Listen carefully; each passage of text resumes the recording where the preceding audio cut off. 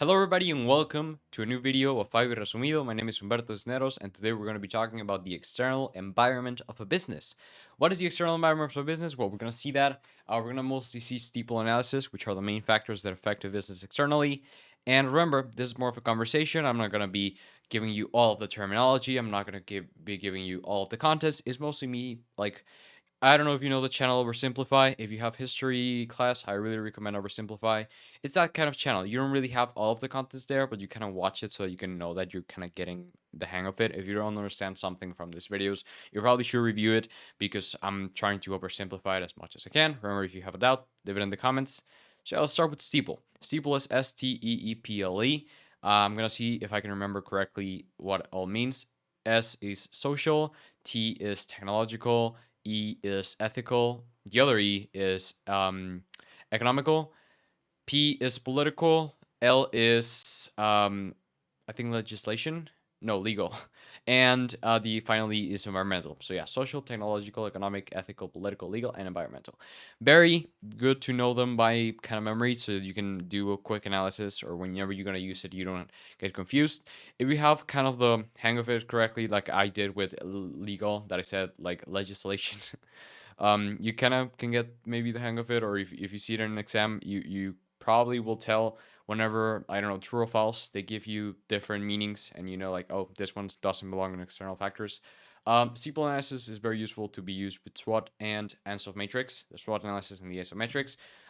Quick review: SWOT is as strengths, weaknesses, opportunities, and threats. ANSOV matrix is whether you do same product or new product, or same market or new market, and how you combine those to make different strategies. We saw that in, I don't remember, planning tools. I don't remember which video, but there's a video on that if you want to check it out.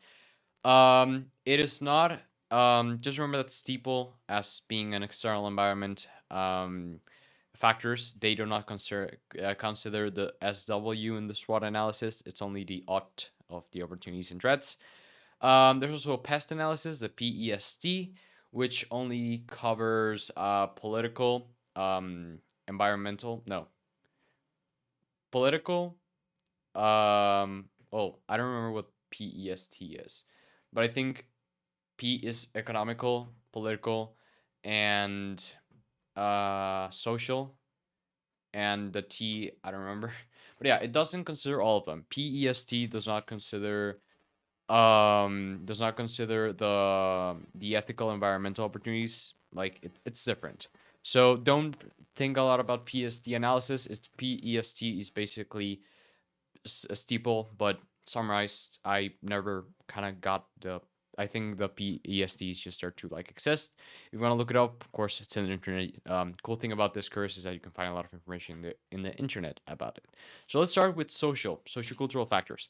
Anything that has to do with the way people behave or act, or believe, or their beliefs in a certain place. Of course, when you're going to move a business to a certain region, you're going to have different social cultural factors, different everything. Mexico and Japan are very different. United States and Thailand are very different. So you're gonna have that. You have to consider things like cuisine, demographics, or just mainly the life of a citizen in the market that you're targeting. It's gonna be very different depending on the socio-cultural context that you're developing your business on, or that you're planning to put your products on. Next, we have technological factors. Technological factors, it's what you may expect. It's everything that can give you an advantage or a disadvantage in the market.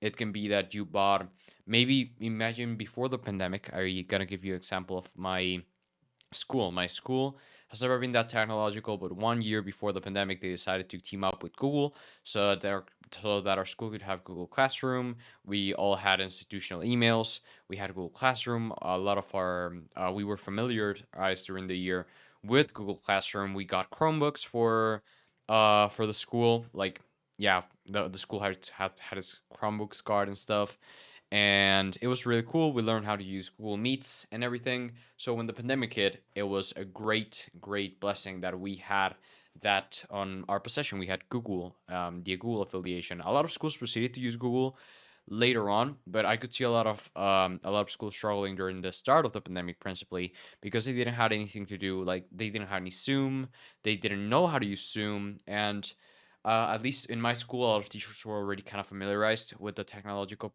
part of school, of the virtual school. So that's what made them like thrive along other schools in the, well, in the start of the pandemic, mainly that nobody knew what to do. That it was originally just going to be like a 2 week vacation, and then no, 2 years. Well, we're still kind of in it. So yeah, I still have to do some offline school. Sorry, some online school, and but mostly now I do have school on like physical. But yeah, that's basically a great example of how technological factors can affect a business internally or externally. Either have them have a technological advantage, or you don't, and you get bad, or like it's bad. Yeah. There's also economics, which is opportunities. Well, you can see it as opportunities and threats. Economic opportunities and threats. Well, depends on whatever the situation of the place that you're developing your business on is. For example, Venezuela is in a bad economical position right now, so principally small business, can be a little hard to achieve, especially with inflation and stuff. But maybe there's other countries. In a way, it is not ethical though. Consider this is not ethical. We're gonna see ethical later on, but there are businesses that consider an opportunity or kind of achievement that they can develop in countries where there is no minimum salary, or there's a very low minimum salary, so they can pay their workers very low, so they actually don't need that much of an investment into things like production and stuff, because the country they're developing on does not have that much regulation. Or maybe there's a country where the minimum wage is very high, and a small business can probably not pay that, so that is kind of seen as an opportunity threat, but it also goes into ethical, which we're going to see later. But yeah, economic factors are also part.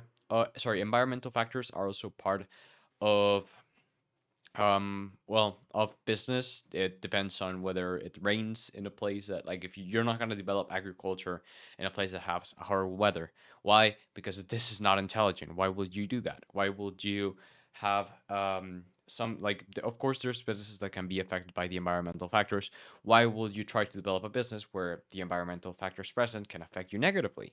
That's something to consider very well. There's also a lot of terminology on whatever this economical stuff.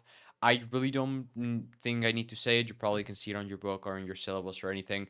There's the business cycle, which means peak, recession, through um, expansion. Yeah, expansion.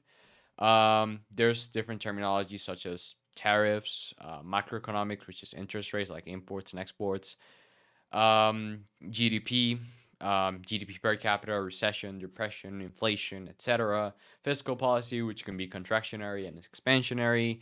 Monetary policy, which can also be contractionary and expansionary. I'm just giving you guys the terms because I don't want to go too much into it because I will just ramble and ramble. Like, yeah, I would talk a lot about that. Just giving you guys the terminology so that if you haven't seen them, or you're interested somehow in those types of terms for your business studies, you can look them out and maybe have it a little bit more clear. More clear. We're also going to see steeple. Well, sorry, we're seeing steeple. We're also going to see political, legal, and ethical factors as at last. Is it at last? Um, there's political risks. Depends on the legislations that a country has. Very important to consider the legislations a country has, because you got to consider how um, how political factors change. Maybe there's legislations. It also has to do with environmental, but imagine there's legislation that says that you cannot use fossil fuels to produce products. So maybe it will affect you negatively. It will be a threat for you to develop a business where you cannot use fossil fuels if you need to use fossil fuels to develop your product. Maybe the government is not as good with small businesses as other governments, so that will be a political threat towards your business, etc. There's also legal, which it's more laws. I think what I said about the minimum wage also kind of affects here. Um, in the legal, because is how you can develop according to the legislation. It depends how you benefit or how it affects you negatively, the fact that a legislation has certain rules that you may follow or not. Sometimes a business can develop by abiding all the rules, like being a legal business, but sometimes they don't, and they have to be seen in the need of going around that. For example, with COVID, there was there was a law, or there was regulations implemented that workers could not go to work, etc. And Elon Musk, I remember, he decided to open his factories and everything because he was not going to seize the factories, and that was going to go against the regulations, and he was gonna face a fine if I don't remember wrong. So yeah, going a little bit back into political factors, um, I'm gonna rephrase on that. I said what I was legal, just uh, that was legal. Political factors is more of the person that's in power. It depends whether you have a monarchy or a democracy or etc. or how the civilization it's political wise. You're not gonna open probably if the whole I don't know, if the government it's a more radical government that's against, I don't know, eating meat. You probably are not gonna have the same impact in a society that's politically against meat than a society that is in favor of meat. So yeah, think about it a little bit more on the only political side, not on the legal side that comes in the political side, which I thought it was. My bad. No, the political factors are the regime, like the ruler, as it is, not anything that comes after it. So yeah, anything that comes after it is legal. And finally, the ethics. Well, it's pretty easy to know what ethics are. It's moral. We have been seeing ethics during the whole course now, and it's kind of interesting how ethics develop in business. And yeah, ethics can make you have a good reputation, good connections, and also happy workers. Remember that. Maybe going the extra mile to comply with what's morally correct with your workers can make a difference in production or in labor turnover that we're going to be seeing later, etc. So yeah, thank you for watching this video. I hope it wasn't that confusing, especially the part of political and legal factors of a business. I hope you liked the video. If something was unclear, let me know in the comments, as well as any other videos. If you don't like anything, go comment what you didn't like. I hope you enjoyed the video as I enjoyed making it. So yeah, have a nice day. I'll see you in the next video. Bye.